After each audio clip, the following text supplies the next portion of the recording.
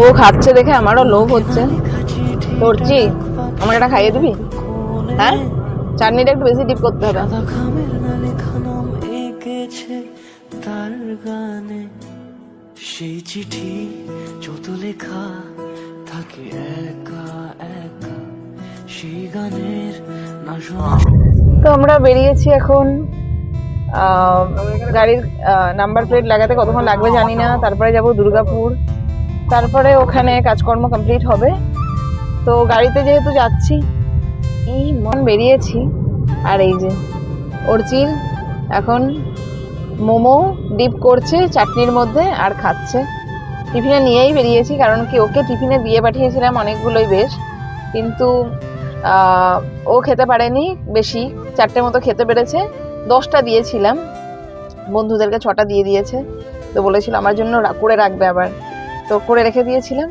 এখন বেরিয়েছি, এখন দুপুর মোমো খেয়ে নেওয়াই ভালো, কারণ কি যেহেতু ভেজ আর ক্যাবেজ দেওয়া আছে ওর মধ্যে, তো অ্যাসিডিটি কিছু যদি হয় তার চাটনিটার মধ্যে ডিপ করছে আর খাচ্ছে, তো সেই জন্য এখন খেয়ে নেওয়াটাই বেস্ট হবে।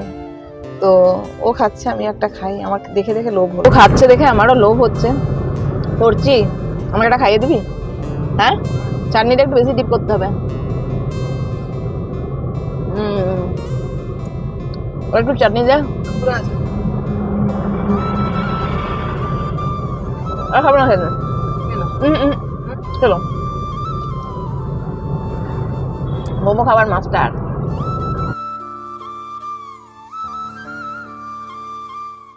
তো দুর্গাপুরের সমস্ত কাজ মিটিয়ে আমরা চলে এসেছি শপিং মলে।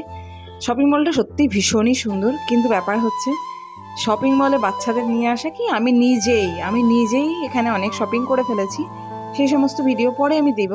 কিন্তু ব্যাপার হচ্ছে করছি, সে তো বাচ্চা, সে অনেক রকম জিনিস পছন্দ করেছে, অল্প একটু কিছু কিনে দিয়েছি অবশ্যই, কিন্তু ও এতটাই ভালো মানুষ, ও এত ভালোভাবে মানুষ যে ওর মধ্যে একটা নিজস্ব ব্যক্তিত্ব আছে, যে ও কোনো জিনিসটা কিন্তু জোর করে চায় না। ওর চাওয়াটা ততক্ষণই যেটা আমার ইচ্ছার উপর নির্ভর করে। ও আমাকে বলে মাম্মাম তুমি যেটা দেবে সেটাই দাও, আমি বলছি তোমার এবার পছন্দ মতো দাও। খুবই ভালো বাচ্চা। তবে মানে দেখবেন এই পৃথিবীটা কিন্তু ভালোবাসার জায়গা। আপনি কোনো মানুষকে একটু ভালোবাসবেন, তাহলে দেখবেন আপনি নিজেও শান্তি পাবেন। কিন্তু আপনি মনে করুন কারোর জীবনে ভাববেন খুব অশান্তি আনবো, তো আপনি কি নিজেও কি শান্তিতে থাকবেন? কোনো দিনই থাকবেন না। তো শান্তিটা অন্যের থেকে পেতে হলে নিজেকেও শান্তি ছড়াতে হবে, শান্তির ভালোবাসা ছড়াতে হবে। তো এটাই আমরা বাচ্চাদেরকেও শেখাই। যাই হোক, মলে ঘুরে আমরা গেছিলাম ধোসা খেতে।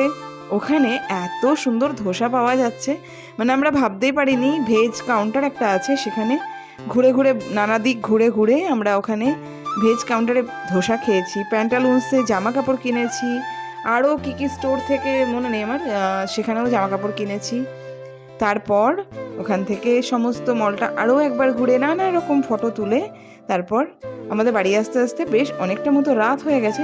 তবে আমি কী কী কিনেছি ওখানে সেগুলো আমি পরবর্তী ভিডিওতে শেয়ার করব।